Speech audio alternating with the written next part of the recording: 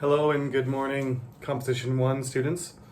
Today, we are going to move on to Chapter 3. It looks like only 2 people didn't submit the writing assignment, so there's about 95% completion rate, which I'm very happy with. I'm going through them.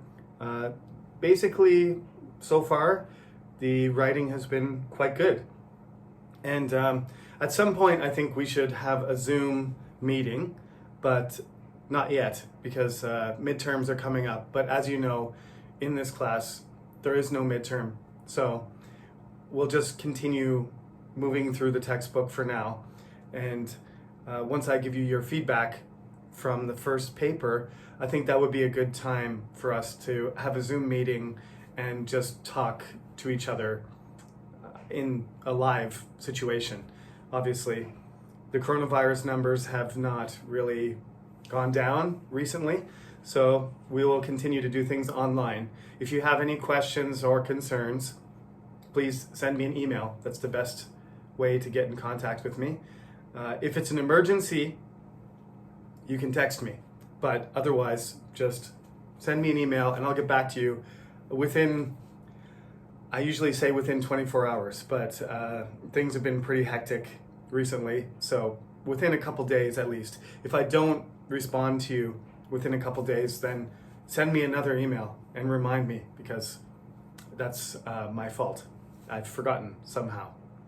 So, Chapter 3 focuses on description, okay? And I think this has always been my strong point in writing. If you have a good vocabulary, the word that my high school teacher used to describe my writing was diction, which is related to the word dictionary. So I was using a high-level vocabulary to describe the things I wanted to say. The problem was that my argument and my organization were not very good. So just providing details and having the ability to articulate ideas is not enough. Of course, it's actually more important to have a strong argument and good organization.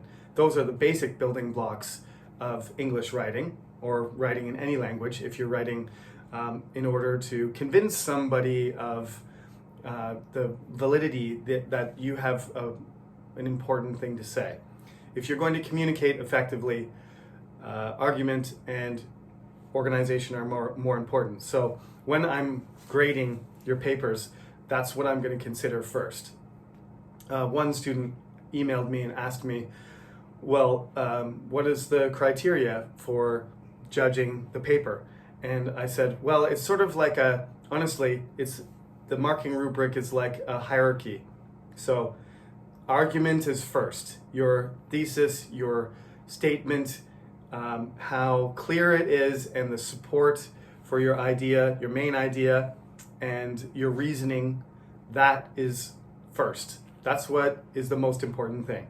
Then the organization of it. So, whether this first support is connected to the second one, it's connected to the third one. It's related to coherence, but I would just call it organization in general. It's like how you present your support for your argument.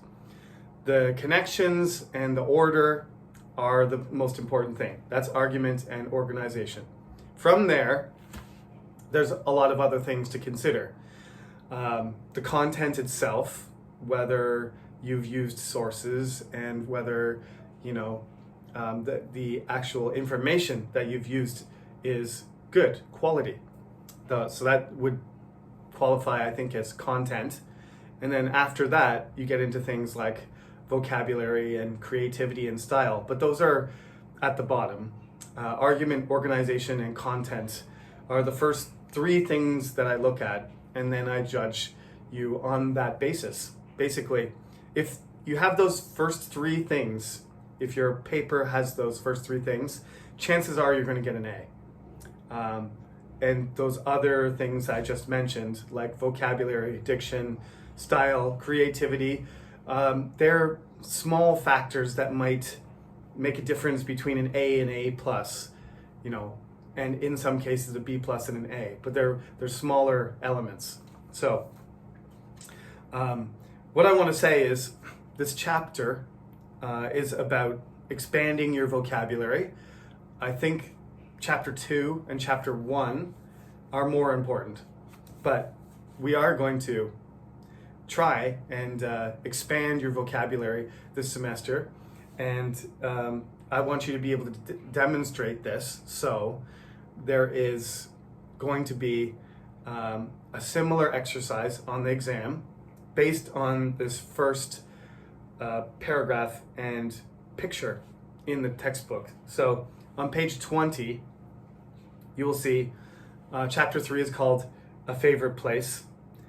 Normally, you would say my favorite place. Sometimes there's an important distinction between the possessive and, you know, the using an article arbitrarily. If you say a, it means you're choosing one place among multiple options. If you say the favorite place, which doesn't sound, that sounds awkward, it sounds strange. It's basically because the favorite place would be a specific place that you chose that basically, you know, everybody could agree on, but that's not really going to happen. Something that's your favorite is based on a personal feeling. So saying a favorite place is better because it's choosing amongst many options. It's letting everybody choose.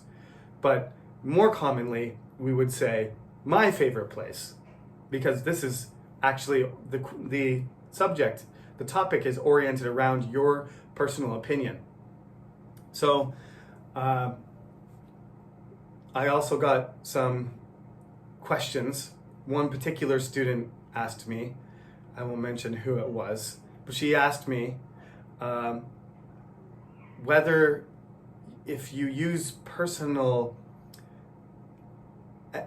a personal approach to the paper, is that going to lower your grade, right? I think I mentioned this last class.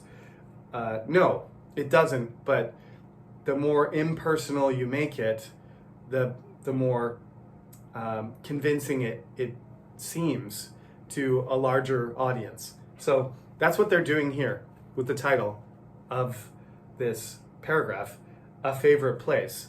That's the topic, which means anybody can choose it, not just one person. My favorite place means you have to defend it yourself based on your own experience and your own reputation, which when you're younger and less experienced and haven't developed a reputation for, you know, good judgments already, then that diminishes the effectiveness of the statement.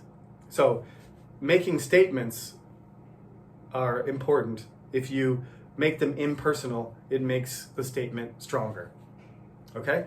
So the topic can be my favorite place, but within the text, when you're writing, when you're making your argument, it's better to say a favorite place than it is to say my favorite place. And you say the best place is. You don't say I think the best place is, right? And you don't even say in my experience or when I went to. That's personal evidence. That's okay to talk about it in a personal sense. But when you're making statements, you don't need to say I think it's the best. You just say it is the best. Just a flat statement directly making that statement is better. Okay, so this is how it goes. This is the paragraph in the book. There's a picture, it's got a palm tree and a really fluffy cloud kind of moving by in the top right corner of the picture. It looks like a postcard. The title of the paragraph is Relaxing at the Beach, and this is what the paragraph says. Where is your favorite summer vacation place? The beach is the perfect place for me. So notice they started out the paragraph with a question. So that's not the topic sentence. the second sentence is the topic sentence, where the statement is, the beach is the perfect place for me. Now, they're qualifying it in saying, it's okay if you like another place, just for me, it's the perfect place. Again, if you wanted to make that statement stronger, you would just say, the beach is the perfect place for relaxing. Okay? Then you have a reason, and you have a main idea, and it's impersonal. And you don't have to locate it with yourself. So I just want you to get used to this, because when you write, if you're in a job, if you're a lawyer or a government official, you have an important position in a business, it's not helpful for you to just say, I think, that kind of thing. Because if there is any sort of counter argument, it's all going to come back on you if you say, I think, or I believe, right? Or for me, that's the best idea. And then it turns out not to be the best idea.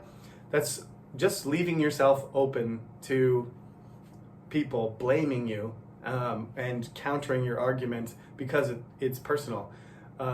As much as possible, even though we're in humanities and we're in English and we're focusing on ideas, we still have to ground things in direct statements as much as possible. Right. So moving on to the third sentence. The air is hot, but the water is cool, wet, and fresh. First, I like the contrast there. It's very descriptive. And that's what we're going for in this paragraph, description, right? First, I enjoy swimming and surfing in the ocean. When I am tired, I come out and lie on the beach. The sand is soft and white. The beach is noisy with seagulls and children laughing, but it's a pleasant noise. I even like the beach smell. Shouldn't be, well, you can say smells, but smell. I think it's better to say the uncountable form. The air smells salty from the sea and sweet from everybody's suntan lotion. That's a very powerful nose. I feel peaceful and relaxed. When I want to relax in summer, I go to the beach. Okay, we can do better than this, I think. This is basically a story. And I do want to move away from that kind of paragraph because I don't want it to be a list. I don't want it to be a story. I want it to be constructed in such a way that you make a statement and then you organize your ideas. You can use examples, but the whole paragraph here is just a person saying what they do on any given day on a beach. It's not really observation. It sounds like the person is actually at the beach and they're describing what they do specifically. Now, I did say specific is good, but this is just a story that illustrates the point that the beach is a perfect place for me. It's good because they did say it's a personal thing, and then they went on to give personal evidence. But I would prefer you not to do this. So be descriptive like this. They're using lots of adjectives. Hot, cool, wet, fresh, soft, white, noisy, right? Salty, sweet, peaceful, relaxed. These are all adjectives. This is the point they're trying to make. I don't really like the paragraph, but the like my teacher in high school said, this is good description. This is high-level diction. But I remember, if I'm not mistaken, out of 100 points for my paper, 10 points were for diction. That's what my teacher in high school gave. And that's a very small portion of your grade. So I don't remember exactly what I got. I got a B plus or an A, but not an A plus, definitely, because my organization and argument were weak and my diction was 10 out of 10. But that didn't really make a big difference. It's the same thing with this paragraph. You can imagine being there. That's the strong point of the paragraph, but it's not a very strong argument. People could disagree with this very easily, and that's really something that we want to work towards, because this is composition 1, and there's composition 2 and 3, and by the time you get to level 3, you're supposed to be able to write an argumentative essay. So these are building blocks. Let's focus on the descriptive element, because that is the strong point of that paragraph, and that's what this chapter is emphasizing. So there's a list of adjectives here. I'm going to request that you do this. We would do this in class normally, and like I said, I think there's 33 students in total. 31 people submitted their papers out of 33, which is pretty good. And I would like you to work on this because it's helpful for you to be able to describe, accurately what a picture looks like. I'm going to ask you on the exam just to do simple description. So we're not going to try and make a paragraph that's attempting to argue anything. Just like this paragraph, it's not a very good paragraph for a response paper like you did for the gift, but it does give you a sense of what's happening, what could happen on the beach. I would prefer, though, for you to actually describe what's in the picture, right? So the other problem with this descriptive paragraph is it doesn't really match the picture necessarily. It could be any beach, anywhere. This is very general stuff. The air is hot. It's a specific experience, but you have no idea if it's Miami or Bali or, the Cancun. I don't know. It could be anywhere. It could be any beach. It could be Australia. Nobody knows because there's nothing specific there. Not that you would know from this picture what country it's in, but you can see there's a palm tree. So it's definitely a tropical beach. There's a whole bunch of rocks. There's surf rolling in. There's islands in the distance. There's clear sky, except for a single cumulus cloud rolling by on the top right. There's no people there. There's no crabs or animals or shellfish. It looks like a deserted beach. It's just rocks and surf and water and blue sky with a palm tree or coconut tree, it might be, in the foreground. That's it. I'm going to put a picture in your exam with probably there's going to be superheroes or people or objects all over the place doing certain things, and I would like you to describe the picture. It'll be worth like 8 points or something out of 100 on the exam. And then you're just supposed to make a paragraph. You don't have to make an argument. You just have to make a paragraph, and I'm just going to compare, basically cover the picture, read the paragraph. Can I imagine that picture, that photograph from your writing? There is an expression in English, a picture's worth 1,000 words. And I think the reverse is also true. 1,000 words is worth a picture. Think about all the movies, that have been adapted from novels and books, and like Lord of the Rings, for example, and they just have trouble getting everything in from the book in 3 hours, right? They do 10 hours or more than that. They end up with lots and lots of material, and they cut it down, and they end up with 3 hours, and you just, a 3 hour movie is pretty long. You're just exhausted by the end of it. But the book still has more action, has more scenes, has more characters than the movie, even though Peter Jackson tried to be true to the movie. I hope you know what I'm talking about.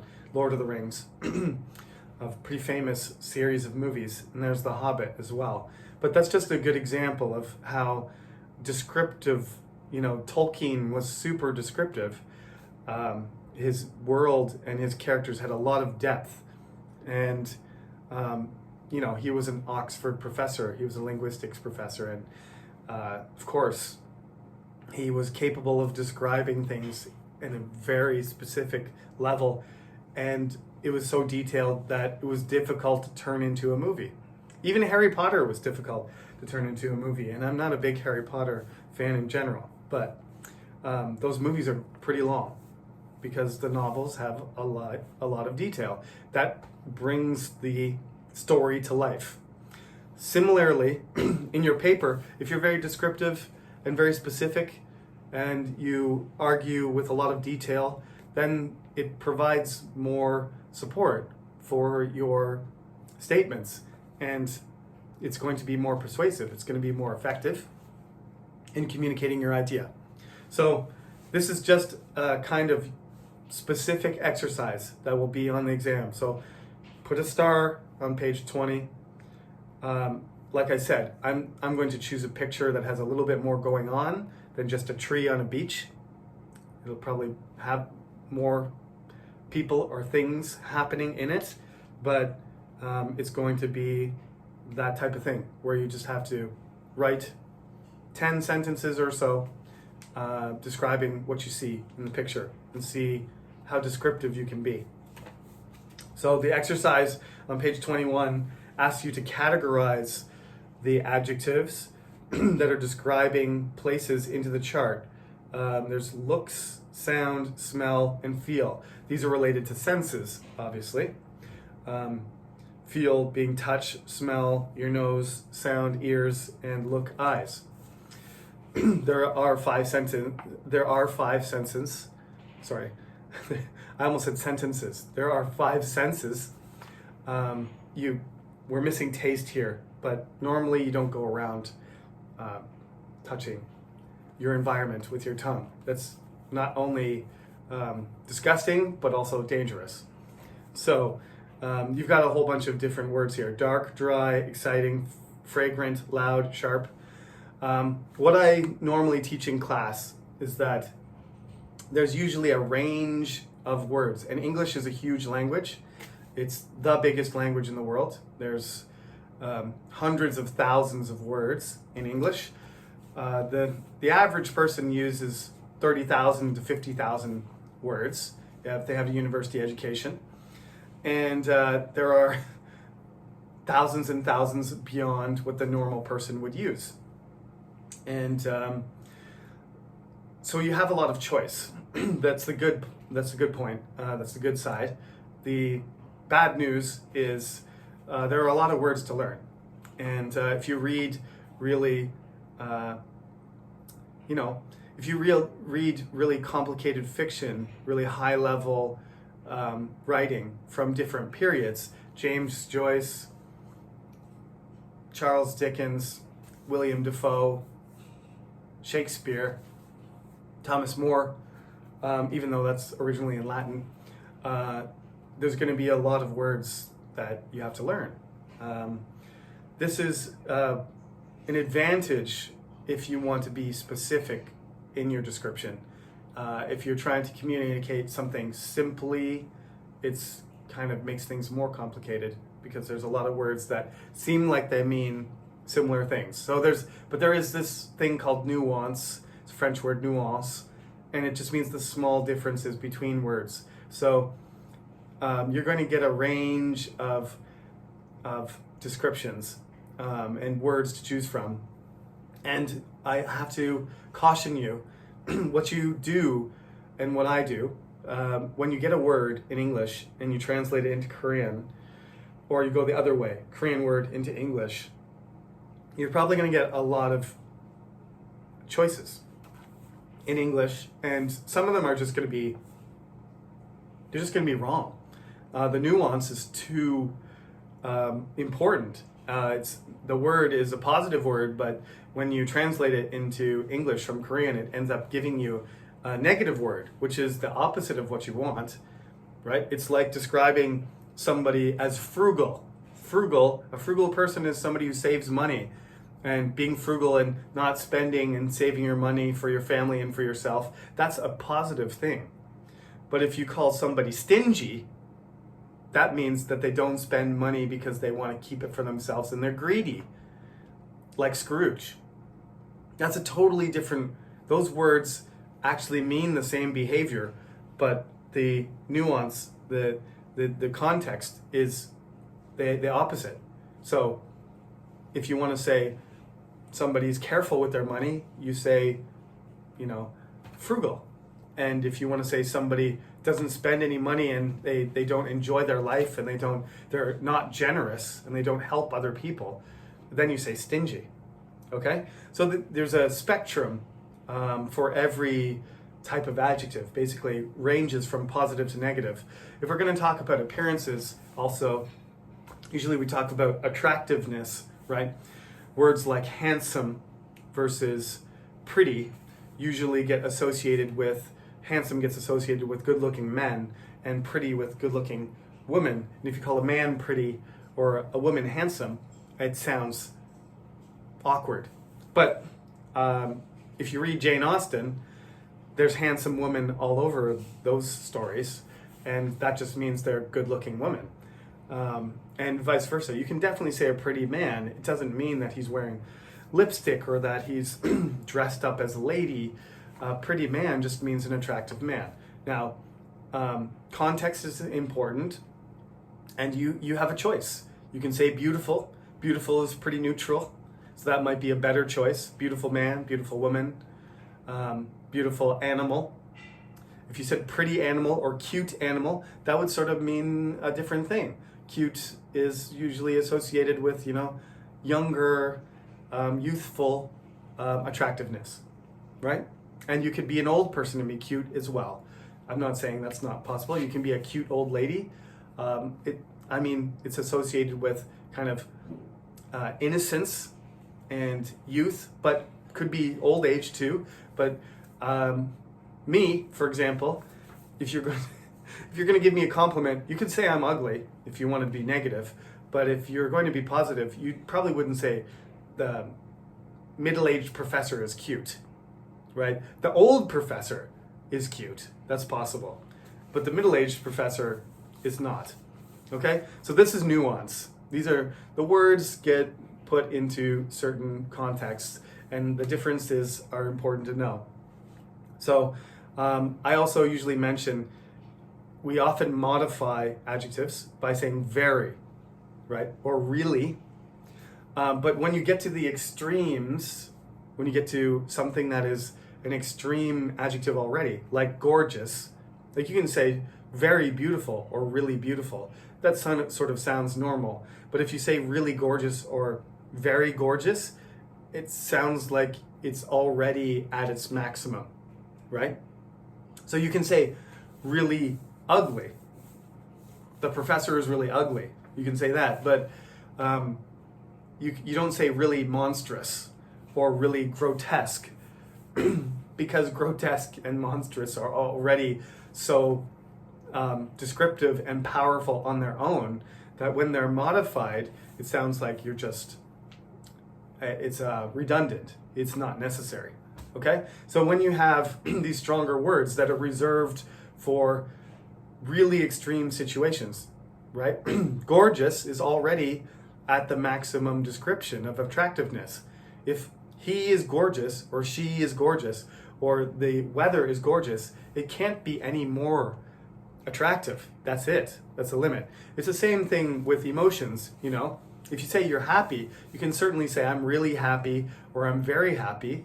But if you say I'm ecstatic, right, which is one of the moments in your life where your happiness has achieved this maximum level, you don't say I'm really ecstatic or I'm very ecstatic. You just say I'm ecstatic because that's enough. That word is reserved for certain situations that already mean extremely or very happy. Okay? So this is one of the important things about your adjectives, that if they're already extreme or reserved for particular situations, then you don't need to modify them. Okay, it goes on in this chapter talking about brainstorming. Part of brainstorming is getting together ideas and coming up with words that you might want to use to describe your, to explain yourself. One thing you need to try and do is try to also increase the complexity of your sentences, because more complex ideas allow you to relate things to each other. Conjunctions are very useful. As I mentioned already, conjunctions and transitions can allow you to connect your ideas, and this makes your sentences longer because those connections are made by those words, and that makes longer sentences. So on page 23, there's 2 paragraphs that are identical, except for the second paragraph is, the first paragraph is 12 sentences and the second one is 5. And they've cut it down by removing the punctuation and adding conjunctions. So page 24, number 11, is about combining sentences. We will also definitely have this type of question on the exam. So check that one out too on page 24. Taking simple sentences and combining them. I would like you to be able to do that as well. And that's where we'll stop for today. Page 25 will be the next assignment for homework, but no homework this week. Just relax. I'll try to get through your papers by next week and give you your grades. And for now, you can prepare for your midterms and other classes. And we will do page 25 on week 8, which will be a homework assignment. And then we'll move on to the next chapter because that's the last page of chapter 3. Okay? So thank you everybody for listening. I know this lecture is probably going to go up slightly later than usual because this is Monday morning. I wasn't able to get through my marathon of 4 lectures yesterday. So check this out. It'll be up Monday afternoon for sure. And please look over the chapter and listen to what I have explained. And like I said, no homework this week. Just sit tight and we'll continue in chapter 4 next week. Have a nice day.